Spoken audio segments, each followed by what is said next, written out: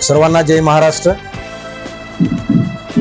महाराष्ट्राचे माझे नेते, महाराष्ट्राचे माजी मुख्यमंत्री तथा महाराष्ट्राचे उपमुख्यमंत्री यांच्या समवेश, यांच्या समक्ष, यांच्या हाताखाली काम करण्याचा योग आला आणि शिवसेनेमध्ये मी प्रवेश केला. जिल्ह्याचे नेते आदरणीय संजूभाऊ राठोड पालकमंत्री महोदय, आमचे नेते चेतनरावजी कदम, रोडेजी, तालुका प्रमुख आमचे सभापती मिराशे साहेब, तालुका शहर प्रमुख ॲडव्होकेट जाधव साहेब व तमाम शिवसैनिक यांच्या समवेत मी मलबार इथे माननीय उपमुख्यमंत्री महोदय यांच्या निवासस्थानी नंदनवन इथे प्रवेश केलेला आहे. प्रवेश करण्यापूर्वीची पार्श्वभूमी सर्वांना समजली पाहिजे. ती अशी आहे की महाविकास आघाडीचा उमेदवार म्हणून ज्यावेळेस मी तिकीट मागलं, परंतु त्या अगोदरची पार्श्वभूमी अशी आहे की जिल्ह्याचे प्रतिष्ठित नेते ज्याच्यामध्ये आदरणीय मोगे साहेब असतील किंवा ठाकरे साहेब असतील, पुरके साहेब, मानकर, बाळासाहेब मांगुळकर आमदार, हे सर्व नेते होते, खासदार महोदय होते. यांच्या समक्ष कोणीही महाविकास आघाडीचं तिकीट मागितलं नव्हतं.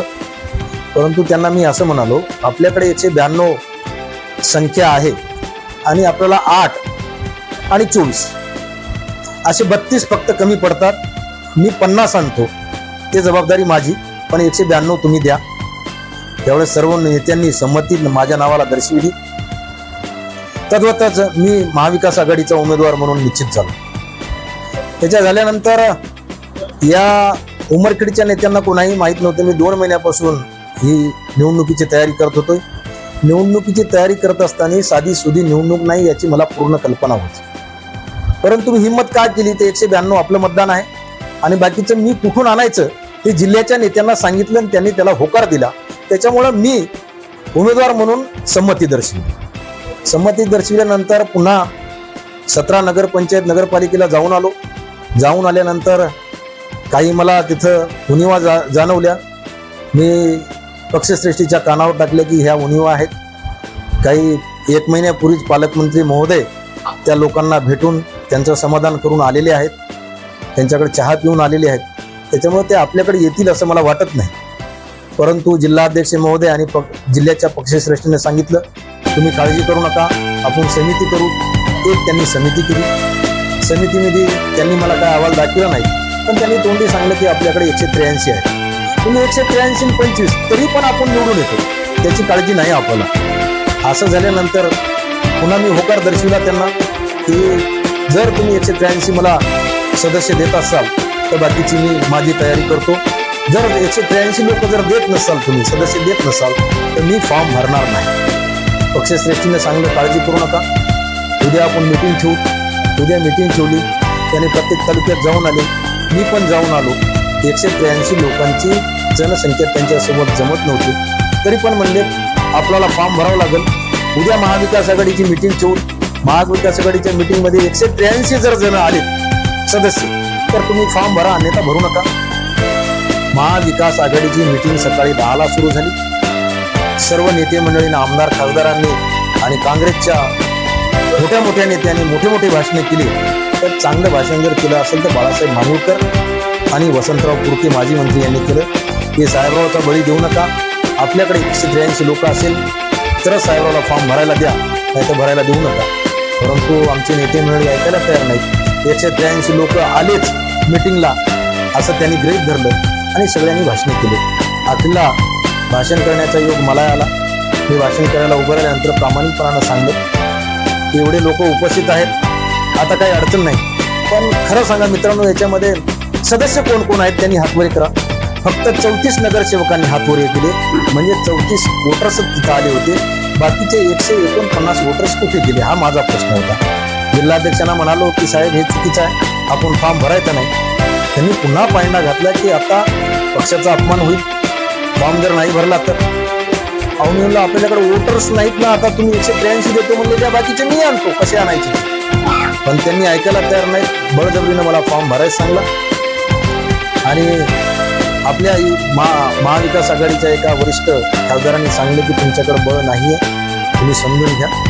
त्याच्यानंतर मी समजलो, पुन्हा मीटिंग कॉल केली, सर्व नेत्याकडे विनंती केली की असं आपल्याकडे बळ नाहीये, त्याच्यामुळं माझ्यावर आरोप होईल, पैसे घेतले किंवा हे घेतले, त्याच्यामुळे आपण फॉर्म विड्रॉल केलेला बरा असेल. नाही म्हणले तुम्ही काळजी करू नका, मी संध्याकाळपर्यंत बाकीचे किंवा सकाळपर्यंत 183 लोक आणतो. ठीक आहे, साधन सामुग्री आमच्याकडे द्या. तर एकदा साहेबराव कांबळेने ठेस खाल्ली तर साधन सामुग्री कोणाच्या हातात टाकणे योग्य वाटली नाही. मी त्यांना म्हणालो साहेब तुमच्या हातानं साधन सामुग्री आपण देऊ, जे काय असतील ते पॉम्पलेट हे ते द्यायचे ते देऊ, पण गाडीत बसल्यावर किंवा हे माझे फार्म हाऊस बुक केले तिथं जा, तिथं दिल्यावर हे पॉम्पलेट आपण त्यांना देऊ. असं स्पष्ट झालं नसताना यांच्याकडे मॅनपॉवर नाही. सकाळी 5 वाजेपर्यंत जागलो. या तालुक्यात भाऊ जे माझे मित्र आहेत ते पण सोबत होते, त्यांना माहीत आहे की आता होत नाही. आम्ही जिल्हाध्यक्षाकडे सकाळी 5:30ला गेलो. जिल्हाध्यक्ष साहेब आम्ही रात्रभर झोपलो नाही, तुम्ही इथेच आहात या हॉटेलला, आपलं मनुष्यबळ नाही, तुम्ही मला आता 183 द्या, बाकीचे मी देतो. ते म्हणले काळजी करू नका. म्हणजे तसं नका, खरं सांगा. ते म्हणले आपलं मनुष्यबळ आता होत नाही, ते गेलेलं आहे, पण आपण त्यांना आणू शकतो. तुमचे पॉम्पलेट आमच्या हातात द्या. तुम्ही तुमच्या हातात पॉम्पलेट आम्ही देणार नाही, हा कळीचा मुद्दा. मी पॉम्पलेट हातात न दिल्यामुळे त्यांची पोटदुखी झाली आणि बहुमत होत नाही हे सिद्ध झालं. एवढं करून मी सर्व नेत्याच्या घरी गेलो. एका वरिष्ठ नेत्याचा CWC वर तो आता वर्किंग कमिटीवर, काँग्रेस वर्किंग कमिटीवर तो आता डायरेक्टर आहे. त्या नेत्याच्या घरी गेलो, पाया पडलो, 2 घंटे बसवले, 3 मिनिट दिले आणि 3 मिनिटात सांगले हे फारुकी आहे, यांना तुम्ही भेटा. म्हणलो का भेटायचं? ते म्हणले आपले सदस्य आहेत. म्हणलो सदस्य आहे तेव्हा स्वागतच आहे. नाही म्हणले त्यांना दुसरी कोण भेटा. म्हणलो काय भेटायचं? ते एक पॉम्पलेट द्या म्हणले मोठं त्यांना. अरे म्हणलं त्यांना एक पॉम्पलेट द्यायचे तर 446 पॉम्पलेट जातील ना माझे, लपड होईल ना ते. किंवा असं काही करता येत नाही. नाही म्हणले ते सगळं बघून घेतील. साहेब 3 मिनिट देऊन निघून गेले. मी चाललो म्हणले बाहेर. मग फारुकींना विचारलं तुमचा फॉर्म राहू द्या, मोठ्या 1 पैकी 75 फायली तुमच्याकडे राहू द्या, 25 फायली मला द्या पॉम्पलेट. तुम्हाला राहू द्या, हे तिकीट बोमला बसा तिकडे, काय करायचं नाही मला, या भाषेत बोलले. नाही म्हणले मला फॉर्म परत घ्यायचा सांगला. तुला परत घेऊ नको, मीच परत घेतो, हे काय बनलं नाही. स्पष्ट सांगलं. मोठ्या नेत्याच्या म्हणजे नाव घेऊन सांगतो, खोडके साहेबाच्या घरी गेलो, पाया पडलो. मोगे साहेबाच्या घरी पाया पडलो. ठाकरे साहेबाच्या घरी जाऊन पाया पडलो. मानकरच्या आलो, बाळासाहेब आलो, काय करायचं सांगा, आपल्याकडे मॅन पॉवर नाही. तुम्ही म्हणसाल साहेबराव कांबळेने पैसे घेतले, माझी बदनामी नको, मला फॉर्म परत घ्यायचा आहे. मी जिंकण्यासाठी काही करेल, पडण्यासाठी मी कोणाच्या हातात पॉम्पलेट देणार नाही. स्पष्ट सांगलो. ऐकले नाहीत कोणीच. जिल्हा अध्यक्षाची वडाताण, ते पॉम्पलेट आणा, आम्ही त्याचं वाटप करू, प्रत्येक नगरपालिकेला जाऊ, साहेबराव कांबळे कसा आहे ते सांगू. मी तुमच्या पाया पडतो, तुम्ही 2024ला मला एवढा मोठा झटका दिला, आता मला झटका देण्याच्या भानगडीत पडू नका, मी तुमचं काही ऐकणार नाही. रात्रभर झोपलो नाही. इथल्या एका माझ्या मित्राला, जवळचा मित्र आहे माझा, तो भाऊच आहे, त्याला सांगलं कसं करायचं. म्हणजे असा तुमचा गैरसमज होणे की कोणाला माहिती नाही. सगळ्या जिल्ह्याच्या नेत्याला माहिती आहे, महाविकास आघाडीच्या नेत्याला माहिती आहे आणि इथल्या भाऊला सुद्धा माहिती आहे की हे असं आहे. मी घरी आलो, रात्रभर झोपलो नाही. सकाळी उठलो, फॉर्म काढला माझा मी भरलेला, त्याच्यात विड्रॉलचा फॉर्म होता, घेतला, नीट गेलो, विड्रॉल केला. सगळ्याला सांगून विड्रॉल केला, माघारी विड्रॉल केला नाही, काही नाही. विड्रॉल केल्यानंतर पक्षाचं पहिलं कर्तव्य आहे की तुम्ही का विड्रॉल केला म्हणून शोकास देणे. अपॉइंटिंग अथॉरिटीला सस्पेंड करण्याचे अधिकार आहेत. महाराष्ट्रचे PCC म्हणजे प्रदेश काँग्रेस कमिटीला अधिकार नव्हते, ते सेंट्रलला अधिकार होते मला निष्कासित करायचं. प्रदेश काँग्रेस कमिटीनं मला निष्कासित केलं. का? तर जिल्हा काँग्रेस कमिटीनं आंदोलन केलं, त्याचा संदर्भ दिला, मला निष्कासित केलं. तोपर्यंत मी कुठल्याही पक्षात गेलेलो नाही. निष्कासित केल्यानंतर देशाच्या नेत्याला भेटून आलो. देशाच्या नेत्याशी चर्चा केली आणि सांगलं की साहेब माझा अपमान आहे. 6 लोकांनी फॉर्म विड्रॉल केला, त्यांना तुम्ही शोकास दिली नाही, त्यांना तुम्ही निलंबित केलं नाही, फक्त साहेबराव कांबळेला का निलंबित केलं याचं कारण द्या. कोणाकडे उत्तर नव्हतं. मला स्टेटहून फोन आला, तुम्हाला आता शोकास उठून देतो, म्हणजे वराती मागून घोडे, उशिरा सुचलेलं शहाणपण. त्यांनी म्हणले तुम्हाला शोकास देतो, त्याचं उत्तर द्या आणि 6 महिन्यात रिइन्स्टेट करतो. म्हणलो मामाच्या भाकरी खा आणि पुन्हा शेळ्या गोळा का. हे म्हणलो ये रे माझ्या मागल्या, हे काही मला परवडणार नाही. म्हणलो साहेब तुमचा पक्ष तुम्हाला लकलाक, मी काही चूक केली नाही, मी काही गद्दारी केली नाही. गद्दारी तुमच्या नेत्याने केलेली आहे, जिल्हाध्यक्षासह. स्पष्ट बोललो. फोन ठेवला आणि नंतर मला कोणाकडे जायचं, आता घरी तर बसणार नाही, राजकारण करायचं आहे. तर राजकारणाच्या निमित्तानं माझेच मंत्री असलेले, मी ज्या डिपार्टमेंटला काम केलं तेच माझे मंत्री, त्यांचे विचार मला पटले, शिवसेनेची विचारधारा पटली. शिवसेना हा गोरगरिबांचं काम करणारा, गोरगरिबांचे आशू पुसणारा पक्ष आहे.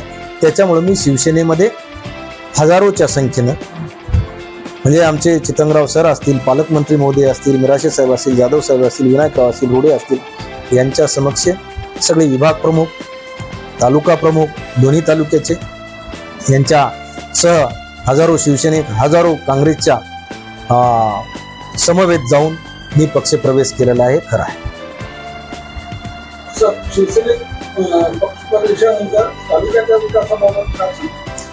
सत्ता आमची आहे, अर्बन डिपार्टमेंट आमच्याकडे आहे, बाकी 9 डिपार्टमेंट आमच्याकडे आहेत. त्याच्यामुळे विकासाची गंगा उमरखेडला येईल एवढं मात्र निश्चित.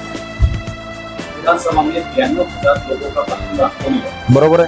आपने भी ये कहा कि इनके विचार आपको इस विचार को देखकर लोगों के आंखों को अगर लोग थे, बराबर है, तो विचारों के साथ या विचारों को आने को ऐसा लगता नहीं था. मैं कांग्रेस के विचारधारों को मान के प्रवेश किया. काँग्रेसच्या विचारधाराची मी प्रतारणा केलेली नाही. काँग्रेसनं मला जबरदस्तीनं पक्षातून निष्कासित केलं, तर मी कोण्या पक्षात जावा हे माझा प्रश्न तुम्हाला. मला कुठला तरी पक्ष निवडणं भाग होतं. मला मान्य आहे 92,000 प्लस मला मतदान या मतदारसंघातल्या तमाम मतदारांनी मला दिलं, माझ्यावर प्रेम केलं. त्यांच्या विचाराची मी प्रतारणा करणार नाही. त्यांना सोबत घेऊन, शिवसेनेला सोबत घेऊन शिवसेनेच्या छायाचित्राखाली मी काम करणार आहे. कांबळे साहेब, तुम्हाला असं वाटत नाही का की तुम्ही जी उमेदवारी वापस घेतली त्याच्यापेक्षा उमेदवारी ठेवली असती आणि कुठलाही आर्थिक खर्च न करता तुम्ही निवडणुकीत पडले असते, तरी तुमचा स्वाभिमान आणि पक्षाची निष्ठा हे जनतेला दिसली नसते का? आणि तुम्ही जो पक्ष काँग्रेस पक्षातून आता शिवसेनेत आले, हा जनतेशी आणि पक्षाशी केलेला धोका वाटत नाही का? फार सुंदर प्रश्न आहे. तुम्ही काय म्हणता की जर फॉर्म तसा ठेवला असता, उमेदवारी तशी ठेवली असती, विड्रॉल केली नसेल तर तुमचं नाव झालं. यस, हे सुद्धा पक्षश्रेष्ठीच्या कानावर मिटिंग ठेवून सांगलं, साहेब मी आपण पक्षाचा अपमान होऊ नये म्हणून माझं नामांकन तसंच राहू द्या, परंतु कंसामध्ये ब्रॅकेटमध्ये परंतु मी कुठल्याही प्रकारचा खर्च करणार नाही. ते म्हणले तसं नाही. तुम्ही जिल्हाध्यक्षाला विचारा, जिल्हाध्यक्ष काय म्हणले, इथला माणूस साक्षीदार आहे, त्यांना विचारा. जिल्हाध्यक्ष म्हणले पक्षाची मानहानी होऊ नये म्हणून तुम्हाला खर्च करावाच लागेल, सशब्द आहे, करावाच लागेल, अशी त्यांनी मला सूचना दिली अधिकाराविना. त्याच्यामुळं माझं मन दुखलं आणि पुन्हा वाटलं मला 2024ची पुनरावृत्ती करतील, माझेच पॉम्पलेट घेतील आणि पुन्हा मला दारिद्र्यरेषेखाली घालतील असं मला वाटलं. म्हणून मी सद विवेक बुद्धीला अनुसरून मला जे सुचलं त्याच्यामुळे मी फॉर्म विड्रॉल केला. आणि मग माझ्या नेत्याची पोटदुखी याच्यातच झाली की त्यांना पॉम्पलेट मिळालेले नाहीत. धन्यवाद.